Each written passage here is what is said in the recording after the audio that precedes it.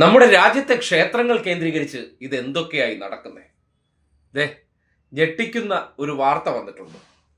ക്ഷേത്ര ഭരണം പിടിക്കാൻ വേണ്ടി തന്ത്രിക്കെതിരെ വ്യാജ പീഡനം, പ്രതികൾക്കെതിരായിട്ടുള്ള കുറ്റപത്രം ഇപ്പോൾ സമർപ്പിച്ചിരിക്കുകയാണ്. തൃശൂർ പെരുങ്ങോട്ടുകര ദേവസ്ഥാനം തന്ത്രി ഉണ്ണി ദാമോദരനെയും മരുമകനായിട്ടുള്ള TA അരുണിനുമെതിരെയാണ് ക്ഷേത്രത്തിന്റെ ട്രസ്റ്റ് അംഗങ്ങളായിട്ടുള്ള 2 വിഭാഗക്കാരിൽ ഒരു വിഭാഗക്കാർ വ്യാജ പീഡന കേസുണ്ടാക്കി തന്ത്രിയെയും മരുമകനെയും കുടുക്കിയത്. ആ കേസുമായി ബന്ധപ്പെട്ട് ഇപ്പോൾ പ്രതികൾക്കെതിരെയുള്ള ക്രിമിനൽ ഗൂഢാലോചന തെളിഞ്ഞു എന്നാണ് പോലീസ് പറയുന്നത്. ഇതിന്റെ ഭാഗമായിട്ട് വ്യാജ പീഡന പരാതി നൽകിയ പ്രതികൾക്കെതിരെ ബംഗളൂരുവിലെ Manasavadi police additional chief metropolitan magistrate കോടതിയിൽ അന്തിമ കുറ്റപത്രം സമർപ്പിച്ചിരിക്കുകയാണ്.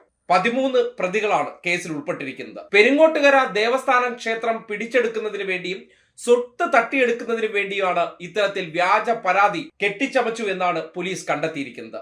തന്ത്രിയുടെ സഹോദരപുത്രൻ പ്രവീൺ കാനാടിയാണ് കേസിലെ 1-ാം പ്രതി.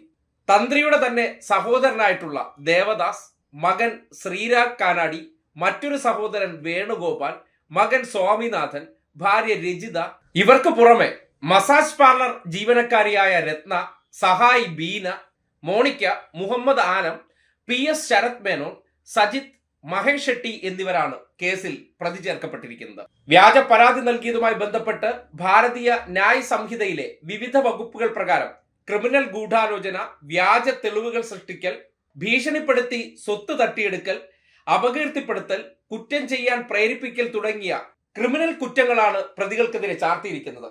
ഒരു ക്ഷേത്രത്തിലെ വരുമാനത്തെ മുൻനിർത്തി അവിടത്തെ അധികാരം പിടിച്ചെടുക്കാൻ വേണ്ടി ഒരേ കുടുംബത്തിലുള്ള 2 വിഭാഗക്കാർ വ്യാജ പീഡന പരാതി ചമച്ച് ഒരു തന്ത്രിയെ അറസ്റ്റിലാക്കി എന്ന് പറഞ്ഞാൽ ക്ഷേത്രങ്ങളുമായി ബന്ധപ്പെട്ട് നമ്മുടെ നാട്ടിൽ നടക്കുന്ന ചില കൊള്ളരുതായ്മകളുടെ നേർസാക്ഷ്യം കൂടിയായിട്ട് ഈ സംഭവം മാറുകയാണ്. മസാജ് പാർലർ ജീവനക്കാരിയായ സ്ത്രീയെ പൂജയ്ക്ക് എന്ന വ്യാജേന ക്ഷേത്രത്തിൽ എത്തിച്ച് തെളിവുകൾ ഉണ്ടാക്കി വ്യാജ പീഡന കേസ് സൃഷ്ടിക്കുകയായിരുന്നു. ഇതിനുവേണ്ടി പ്രതികൾ ഒന്നടങ്കം ഗൂഢാലോചന നടത്തിയെന്നാണ് പോലീസ് കണ്ടെത്തിയിട്ടുള്ളത്.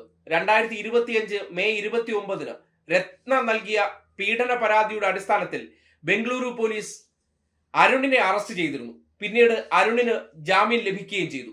കേസ് അന്വേഷണത്തിൽ തന്ത്രിയുടെ നിരപരാധിത്വം തിരിച്ചറിഞ്ഞ പോലീസ് തന്ത്രിക്ക് കോടതിയിൽ ക്ലീൻ ചിറ്റ് സമർപ്പിക്കുകയും ചെയ്തിട്ടുണ്ട്.